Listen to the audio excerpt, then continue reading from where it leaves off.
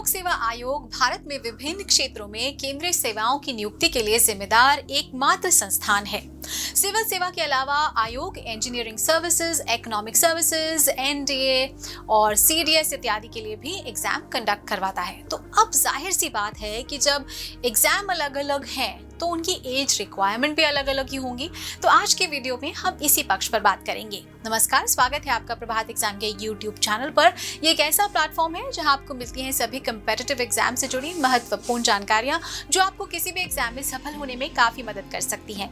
अगर आप हमारे यूट्यूब चैनल पर पहली बार आए हैं तो हमें लाइक और सब्सक्राइब जरूर कर लें और हमारी लेटेस्ट वीडियोज और अपडेट सबसे पहले आप तक पहुंचे, इसके लिए बेल आइकॉन को प्रेस करना ना भूलें। तो आइए शुरुआत करते हैं आज के वीडियो की, जो है यूपीएससी के विभिन्न एग्जाम्स के लिए एज लिमिट क्या है। तो यूपीएससी सिविल सेवा के लिए उम्र सीमा की अगर हम बात करें तो ये अलग अलग कैटेगरीज के लिए अलग अलग निर्धारित की गई है। आयोग के मुताबिक सामान्य वर्ग के उम्मीदवारों के लिए उम्र सीमा 21 से लेकर 32 वर्ष तक है।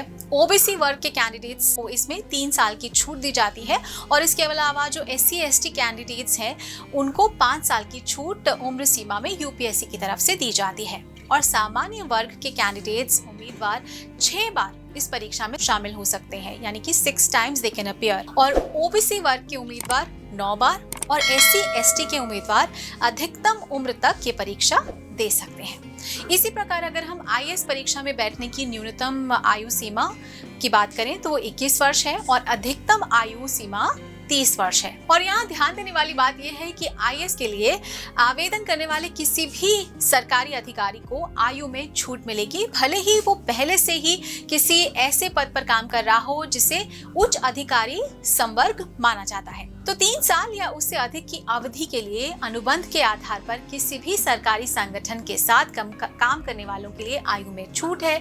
अनुसूचित जाति, अनुसूचित जनजाति, अन्य पिछड़ा वर्ग, भूतपूर्व सैनिक और जम्मू और कश्मीर के मूल निवासी उम्मीदवारों को भी ऊपरी आयु सीमा में 5 सालों की छूट प्राप्त होगी। और अगर रक्षा सेवा की बात करें तो एनडीए की परीक्षा बच्चों में बहुत ही प्रचलित है। तो एनडीए का full form national defence academy होता है और इस परीक्षा के लिए न्यूनतम आयु सीमा 16.5 साल और अधिकतम आयु 19.5 साल निर्धारित की गई है। और इस परीक्षा के बारे में ये बात ध्यान रहे कि इस परीक्षा में किसी भी तरह का कोई रिजर्वेशन नहीं होता और हर कैटेगरी के स्टूडेंट्स को एक ही मापदंड पर इस परीक्षा में बैठने की अनुमति मिलती है। एनडीए की परीक्षा अंडर ग्रेजुएट स्टूडेंट्स के लिए आयोजित की जाती है और इसी तरह ग्रेजुएट स्टूडेंट्स के लिए भी रक्षा सेवा में नियुक्ति के लिए सीडीएस यानी कि कंबाइंड डिफेंस सर्विसेज की परीक्षा आयोजित की जाती है। और इसमें अलग अलग सेवाओं के लिए अलग अलग एज लिमिट फिक्स की गई है।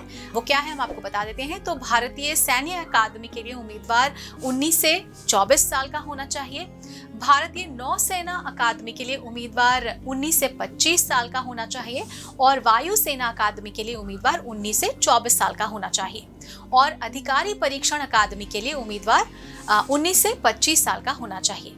इस तरह आंतरिक सुरक्षा के लिए यूपीएससी सीआईएसएफ में अलग अलग पदों पर नियुक्ति करता है और उसके लिए आयोग ने 18 से 25 वर्ष के बीच की आयु सीमा निर्धारित की है। तो आशा है कि आज का ये वीडियो देखने के बाद आप यूपीएससी की डिफेंस एग्जाम को लेकर जो एज रिक्वायरमेंट की इंफॉर्मेशन है वो सारी आपकी पक्की हो गई होगी। तो अगर आपको हमारा वीडियो पसंद आया हो तो अपने फ्रेंड्स के साथ भी इसे जरूर शेयर कर लें और अगर आपके पास हमारे लिए कोई सवाल है तो कमेंट बॉक्स में लिखकर जरूर हमें बता दें। तो जल्दी आपसे फिर मुलाकात होगी एक नए टॉपिक पर एक नए वीडियो के साथ। देखते रहिए प्रभात एग्जाम। नमस्कार।